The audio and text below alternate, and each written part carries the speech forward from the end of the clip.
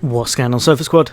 If you want to see what I think is very possibly one of the best builds in the game at the moment, then stay tuned. That's coming up next.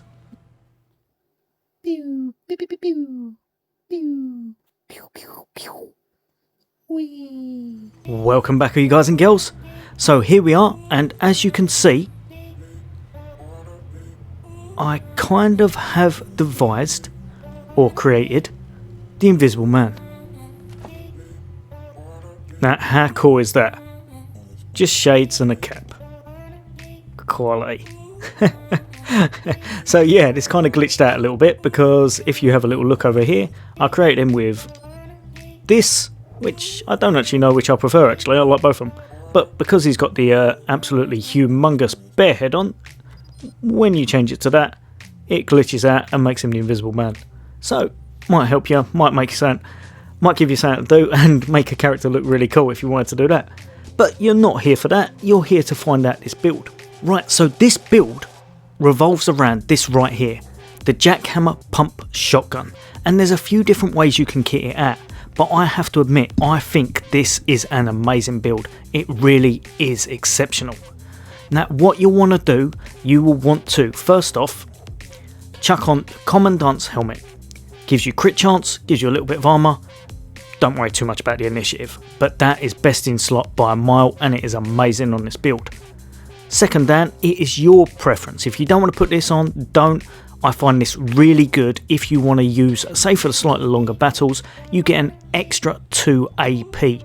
It's pretty exceptional, there's nothing else like it in the game. I think this makes this build overpowered as anything, it is amazing. So 2 AP plus 15% hit chance for 6 turns. If you use this on the first turn, it very rarely goes past the second turn, to be perfectly honest. As long as your team's strong, 2 rounds is usually as long as it takes to destroy pretty much everything in the game, except for maybe the longest battles. Just down here, I've just chucked on the commando legs. Put on whatever's your preference. I would say anything that you can find with a bit of combat speed. Armour and combat speed will definitely help this build in the long run. Down here, and my personal favourite, the Star of Bravery. Here you have a little look, it's got hard ass +1, hit chance 5, crit chance 5, action points, which is what I'm all about, the action points, and they're both +1.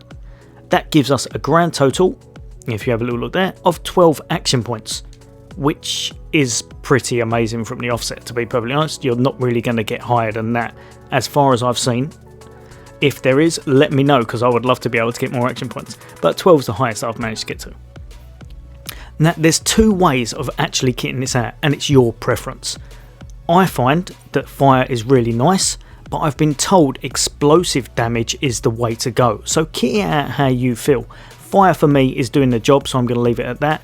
That and the pure fact that I burnt down the Hoon Homestead on this playthrough and I haven't got a save to be able to go and get the explosive underbarrel. So just over here, and there's a couple of ways you can kit this out again. So what it is, the best I find, put on the most range you can for the scope. Underbarrel, like I said, incendiary, or you're going to want that explosive, whichever route you take. Magazine, quickfire, quickfire, quickfire, it gives you -1 AP. It is ridiculous. And for the choke, I've put on the 3 meters extra range. If you can, maybe put on the extra radius. I'm not sure which works better, to be perfectly honest. A lot of times I found the range is working better in my favour. So it's up to you. If you find that they're clumped in a row rather than kind of all over the place, put on the range. If you find that it's better for you to have it where it's more spread out, you're going to want the cone radius. Now if you have a little look here, like I said, I'm trying to build up the AP. So coordination is maxed. I've put intelligence max just for the extra crit. Awareness all the way up for the hit chance, and you want the extra damage. And a little bit of speed. If you wanted to spec out of this and put it into luck, or late game put it into luck, or just put up your speed, go for it. Either or works really well. The more speed you put on, the more your character is going to get around the map, so that does work in your favour. And this is the bit where it's your personal choice as such. I have put on Pyromaniac as the quirk. It works really well if you want extra damage. If, however, you want that extra shot, put on serial killer. Both are really good. It all depends what you want. I was finding, especially at the harder levels, being able to hit that little bit harder worked in my favour. Say for example, Supreme Jerk as such, or something along those lines. Being able to hit them harder was working in my favour, but trial it yourself, see what you find. Both Serial Killer and Pyromaniac are top notch. Just down here, and I've put Disciple of Metal. Obviously, if you've got the explosive version, you'll want to pick the other one for the explosive damage. Now over here I've got Weird Science, because that again boosts the fire damage all the way to 30%. Small arms, get that as high as you can, but you need it at 8 to be able to use the shotgun. And Toaster Repair, I've put it all the way up to there, just because then you get the extra damage with the heating element. I believe it's 25% extra damage. Don't worry about that one, that's just from our utility item. If, for example, you could get higher, you would probably want to start speccing into Animal Whisperer, get the companion, and then you'd be able to get the one that gives you the extra damage and crit chance on top of that. That would be pretty exceptional for a late game build. Now just over here, and you can spec this guy really well. You could chuck him on all the way up here, give him a lot of damage resistance. I tend to pick healthy as much as possible, it gives you a little bit more of a fighting chance.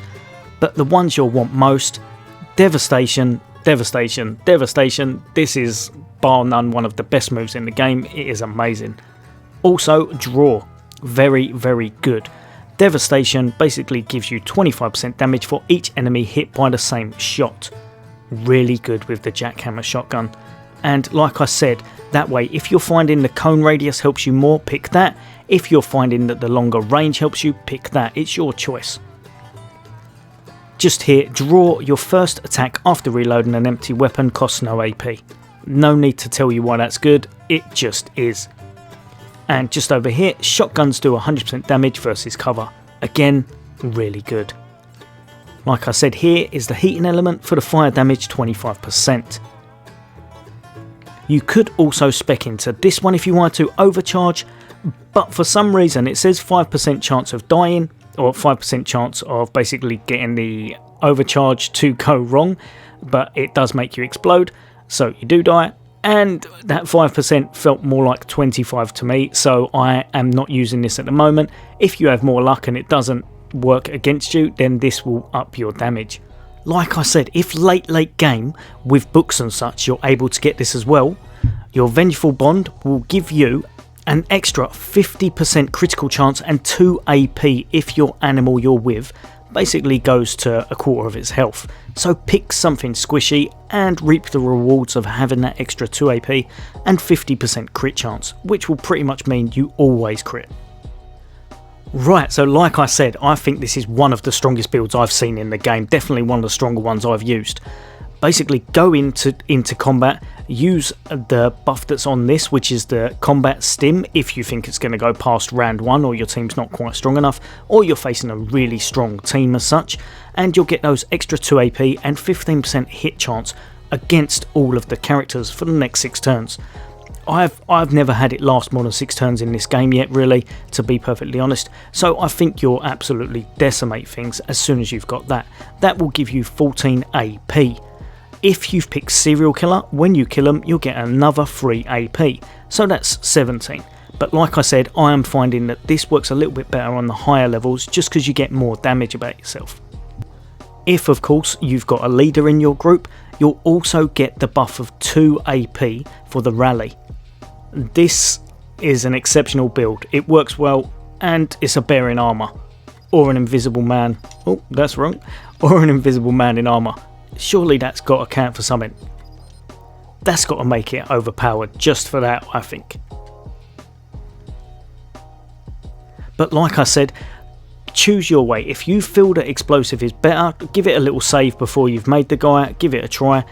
Try explosive. I haven't quite tried that yet because like I said, I haven't got it on this save file, but I am finding fire is really exceptional in itself, so I'd say they're both quite close. It's down to your preference.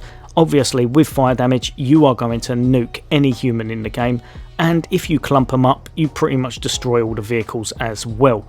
if you have a designated vehicle destroyer or a robot destroyer in your team, fire or explosives is definitely going to be a major thing on this guy, and you'll be able to wipe out pretty much everything first, second, third turn.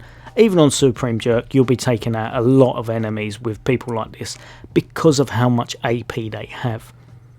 Like I said, if you want more AP, go for Serial Killer. If you want a bit more damage, then stick with this and go for the extra buff on the fire.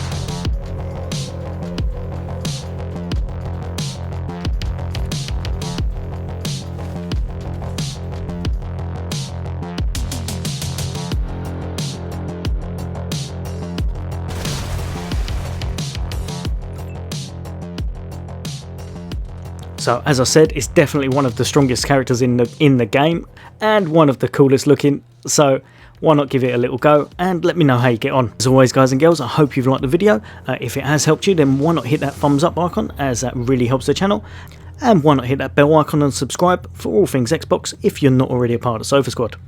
As always, take care, I'll see you all next day.